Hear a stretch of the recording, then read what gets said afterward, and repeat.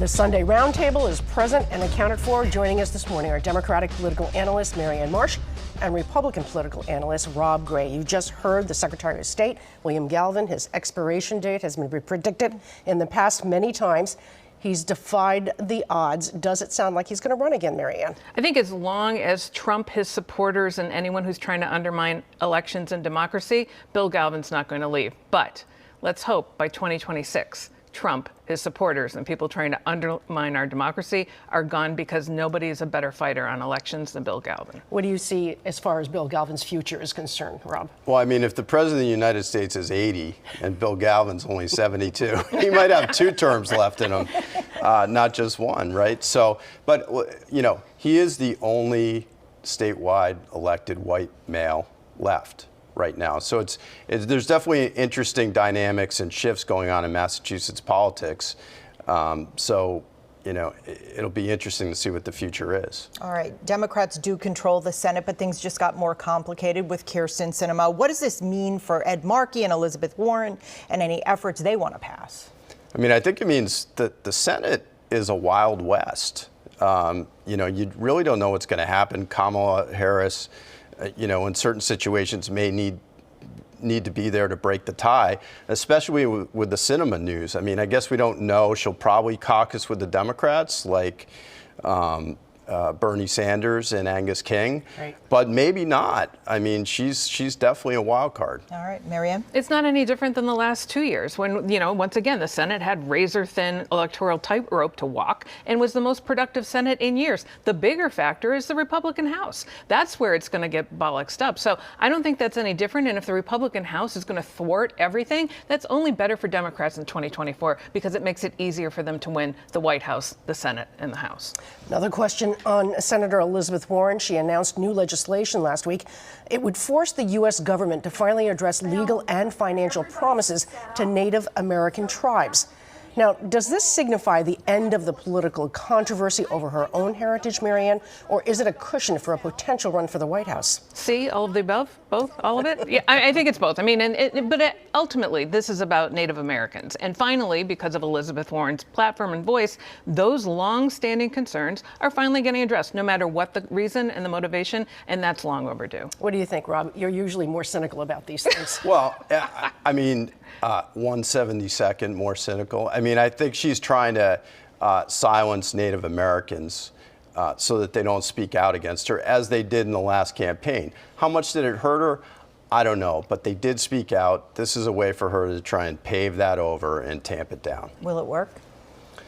I don't know. I mean, listen, she used this sort of false heritage or very limited heritage to get ahead. You know, how is affirmative action going to play out in the next campaign? And does it matter in a Democratic nominating contest? I don't know. When you do the right thing, it always works out. All right, shocking, I know, but once again, Massachusetts has among the most dangerous roads to drive on in the country. Some potential areas for cutting down on accidents, seatbelt wearing as a primary reason for police to stop drivers using traffic cameras to ticket violators and other politically touchy programs. Will this ever change here, Marianne? Okay, Massachusetts drivers are bad, but let's admit it, Rhode Island's worse, and Connecticut is worse still. And the roads here are littered with Rhode Island and Connecticut plates, okay? That's number one. Number two, who did this survey? My God, the no distracted driving, every single traffic tie-up on the highways, at traffic lights, is because people are on their phones, including bus drivers, truck drivers. So this is like the guys who designed the overhead bins and the planes, and they never fly. These people who did this thing did not come to Massachusetts and get on the highways. Marianne believes in Massachusetts excellence on the roadways. Rob? I mean, I actually think this group has the wrong measures, because what the roads are littered with is potholes. You want to talk about safety and driving. I mean, yeah, seatbelts and distracted driving, of course that matters. The roads are a mess. We have huge surpluses. The state, and in particular cities and towns, don't do near enough to keep the roads safe by actually repaving them instead of just painting bike lanes. Gretchen Whitmer, governor of Michigan, her campaign slogan the first time was "Fix the damn potholes," and it worked. My biggest problem are the daredevil drivers on the road. But related to driving, let's go on to, should 27,000 drunk driving cases be reviewed one by one or all dismissed except where a death occurred because of unreliable breathalyzers? Now, the SJC, the state Supreme Court, will soon make that decision. What what's the politically smart move to do here, Rob? I mean, there isn't one. I mean, it's a disaster that they blew the enforcement in the first place, and that we're at this situation. I mean, it also happened with the state drug lab. They had to undo all these convictions because the bureaucrats screwed it up during the Deval Patrick administration.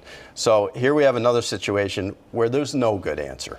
One by one, or just let them all go? What do you think, I just Marianne? want to note Rob's pun where he said they blew right through them.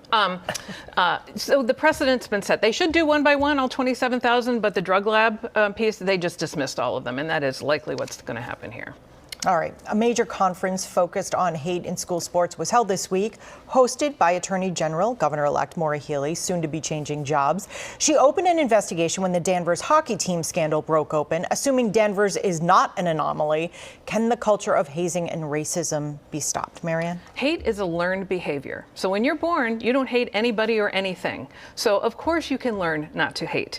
And so that is something that should be done not just for athletes, but across society, because we have seen that Trump and his supporters and others have opened Pandora's box to all kinds of hate. So this is a curriculum, social behavior, culturally, that when people were pressured previously not to express these things, we have to go beyond not just expressing them, but erasing them. All right, Rob? I mean, listen, this was happening a lot longer before Trump, and maybe more so even.